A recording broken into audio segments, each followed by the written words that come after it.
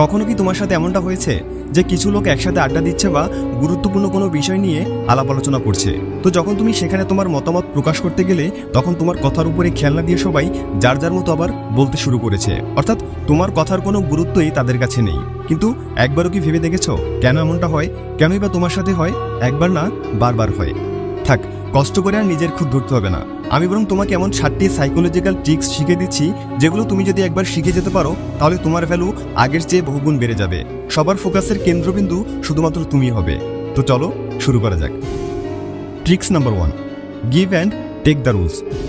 আচ্ছা, ধরো তুমি কোনো রেস্টুরেন্টে খাবার খেতে গেলে, তো তোমার খাওয়া দাওয়া শেষে ওয়েটার খালি হাতে শুধুমাত্র বিলের কাগজটি নিয়ে তোমার কাছে এলো। আবার আরেকদিন তুমি অন্য কোনো রেস্টুরেন্টে খাবার খেতে গেলে, খাবার খাওয়া শেষে সেখানকার ওয়েটার তোমার জন্য বিলের কাগজ নিয়ে আসলো, সাথে নিয়ে আসলো কমপ্লিমেন্টারি কোনো একটা খাবার। সেটা হতে পারে জুস, দই, মিষ্টি, ডেজার্ট বা সামান্য কিছু জর্দা বা মশলা। তো এবার বলি, বিল পেমেন্ট করার সময় তুমি কাকে বেশি টিপস দিবে, প্রথম জনকে না দ্বিতীয় জনকে? আমি শিওর তোমাদের মধ্যে 99% মানুষই দ্বিতীয় লোকটিকে বেশি টিপস দিবে, কারণ সে লোকটি অলরেডি তোমার মনে বা তোমার মস্তিষ্কে সামান্যতম ভালো লাগে এনে দিয়েছে, অর্থাৎ তারা তোমার কদর করেছে। এবার আরেকটা উদাহরণ দিই।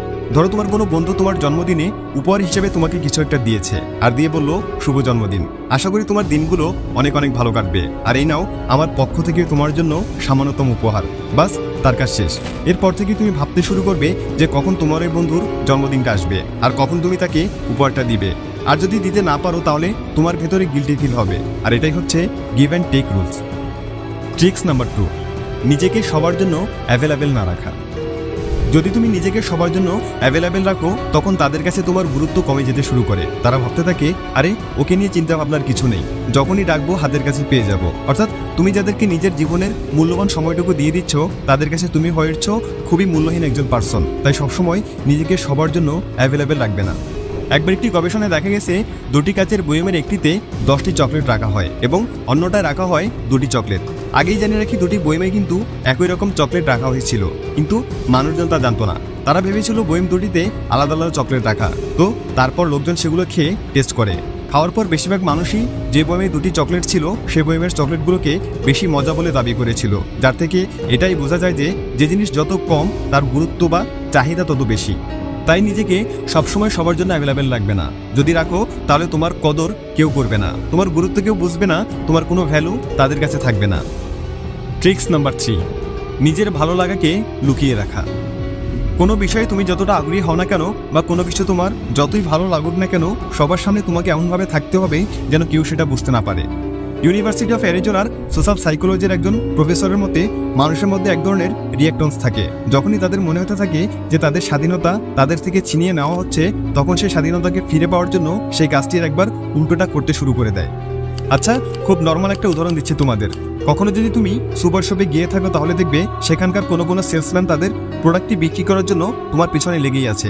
তোমার পেছনে পেছনে তারা হাঁটতে থাকে, তাদের প্রোডাক্টটি তোমার কাছে বিক্রি করার জন্য তোমাকে নানান কথা শোনাতে থাকে, কিন্তু যার ফলে তুমি সেই প্রোডাক্টটি না কিনে বরং বিরক্তি বোধ করতে শুরু করো। ঠিক এভাবেই যখন তুমি কোনো কিছু আদায় করতে চাইবে বা কিছু পেতে চাইবে তখন তোমাকে এমনভাবে থাকতে হবে যাতে তোমাকে দেখে মনে হয় যে ওই জিনিসটির প্রতি তোমার তেমন আকর্ষণ নেই।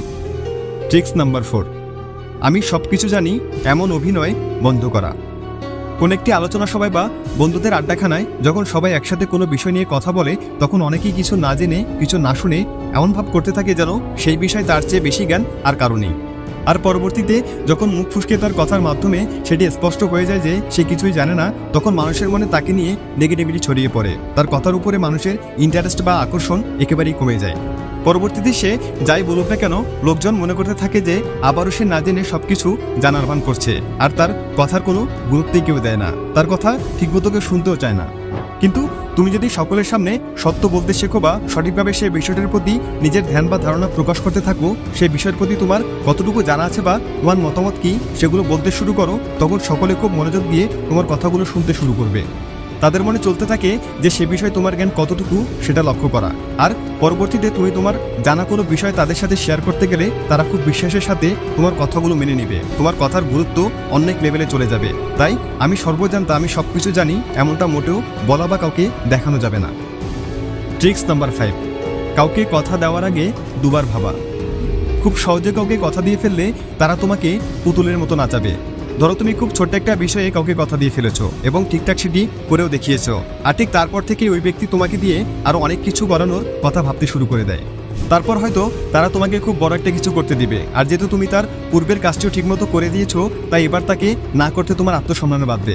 ভালো না খারাপ সেটা চিন্তা না করে তুমি আবার তাকে কথা দিয়ে দাও, যার কারণে তোমাকে অনেক ঝামেলা পোহাতে হয়।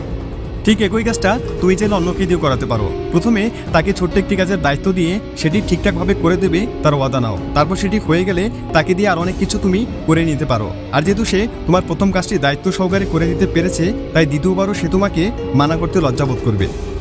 ট্রিক্স নাম্বার 6, অন্যদের ফলো করা বন্ধ করো। ধরো তুমি অনলাইনে কিছু একটা কিনতে গেলে, তো তোমার সামনে দুটি প্রোডাক্ট শো করলো, একটাতে 5 স্টার রেটিং এর সাথে একটা রিভিউ, আর অন্যটায় 4 স্টারের সাথে 100টা রিভিউ। তো তোমার কাছে প্রশ্ন হলো তুমি কোনটা নেবে? তোমাদের মধ্যে বেশিরভাগ মানুষই প্রোডাক্ট নিবে যেটির 4 স্টার রেটিং এর সাথে 100টা রিভিউ আছে, কারণ তাদের মনে হতে থাকে যেহেতু বেশিরভাগ মানুষ ওই প্রোডাক্টটি কিনেছে তাই নিশ্চয়ই ওটাই ভালো হবে, যার ফলে তারা চিন্তা ভাবনা ছাড়াই সেই প্রোডাক্টটি অর্ডার করে ফেলে। কিন্তু এই কাজটির ফলে তুমি এটাই প্রমাণ করলে যে তোমার নিজের সিদ্ধান্তের উপর একটুও কনফিডেন্স নেই। তুমি বাকিদের সিদ্ধান্তের উপর আস্থা রেখে নিজের সিদ্ধান্ত নিয়ে ফেললে, যা পরে তোমার মধ্যে আত্মবিশ্বাস তো কাজ করেই না, বরং ভবিষ্যতে নিজের সিদ্ধান্তের উপর আস্থা থাকে না। তুমি লোকজনের সিদ্ধান্তের উপর নির্ভরশীল হয়ে পড়ো, যার কারণে অন্যরা এটা বলে তোমার সমালোচনা করবে যে আরে ভাই ওর মতামত নিয়ে কি লাভ, ও তো নিজের সিদ্ধান্ত নিজে নিতে পারে না। আর যার ফলে তোমার ভ্যালু তাদের কাছে একবারে শূন্যের কোটায় এসে দাঁড়াবে। ট্রিক্স নাম্বার 7, নিজের প্রতি চ্যালেঞ্জ রাখা। মনে করো একটি ছেলের মা তাকে 1 গ্লাস দুধ খেতে দিল, আর বাকি সবার মতো সেই ছেলেটি তার মাকে বলল আমি দুধ খাবো না। আর তারপর অন্য সব মায়েরা তার সন্তানদের বলে না এক্ষুনি তোমার 1 গ্লাস দুধ খেতেই হবে, তা না হলে আজ তোমার নিস্তার নেই। তাকে বকাঝকা করে জোর করে কখনো কখনো মার দিয়ে ওই 1 গ্লাস দুধ খাওয়ানো হয়।